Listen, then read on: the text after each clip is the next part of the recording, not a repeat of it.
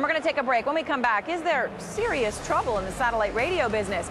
Are these two new wave radio neophytes overspending on the likes of Stern and Oprah and under-delivering for investors? We're going to ask, can you face the squawk on the street? That's next. As we told you earlier in our program, Sirius satellite radio this morning reported a loss in the fourth quarter, a penny worse than analysts were looking for. Sirius blaming higher programming costs for the shortfall. Take a look at the stock of pre-market trade. We're off nearly 5% on the news. Yesterday, of course, XM Radio reported fourth quarter results. The loss there also wider than expected. Shares got hammered after an XM director quit, saying a crisis could be in the offing at the company. Pardon the pun, but is there serious trouble ahead for the satellite radio business? Here with his instant analysis is Reuven. He's an independent trader, president of Reuven Enterprises. And Ron, we were hoping you'd come in because you had some interesting analysis on this whole Howard Stern versus Oprah situation. But let's just start first with Sirius. You own shares of Sirius, not XM. The stock's down 5% this morning. What do you think? It's a buying opportunity.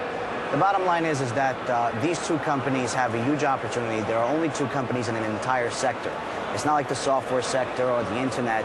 There's only two companies in the entire sector. There's roughly 354 million people or places that could actually have these radios.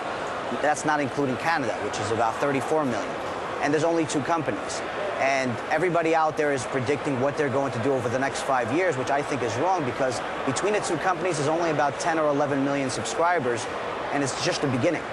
So as far as the company itself is concerned, we're predicting that the company is actually underestimating what they're going to do over the next year and over the next several years.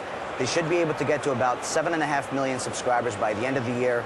And the business model will allow them that once they break even, once they get to approximately 5 or 5.5 million subscribers, they should be able to generate about 70% of the additional revenues after that to go to the bottom line. But the subscriber numbers, I mean, first of all, they don't have profits yet. They're far from it by their own estimates. Right. But also, what about the subscriber growth? I mean, you know, some people have been telling me their cars come with XM or Sirius.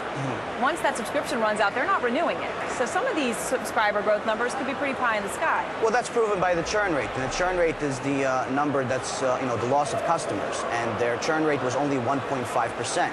If you look at similar industries that need subscribers, like cell phones, for example, the average churn rate is over 4.5%. This industry only has 1.5% for Sirius and a little bit over that for XM. You did a breakdown of you compared the cost of Oprah and Howard Stern, and you did it a little differently than most people do. What did you find? Explain it to us. Well, the thing is, though, is that Wall Street has made every analyst have their own proprietary way of analyzing things, which is very complicated for the individual investor to understand.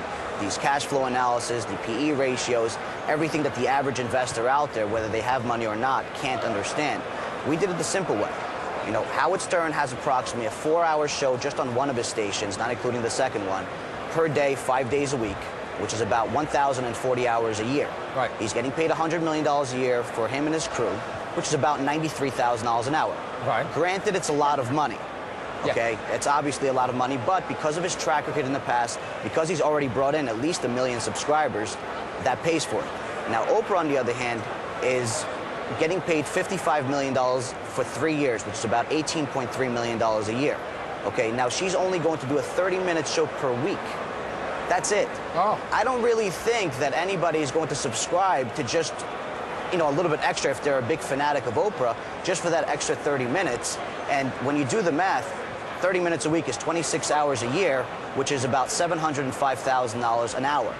If she was spending just as much time on XM as Howard Stern is, then her contract would be worth about $3.7 billion.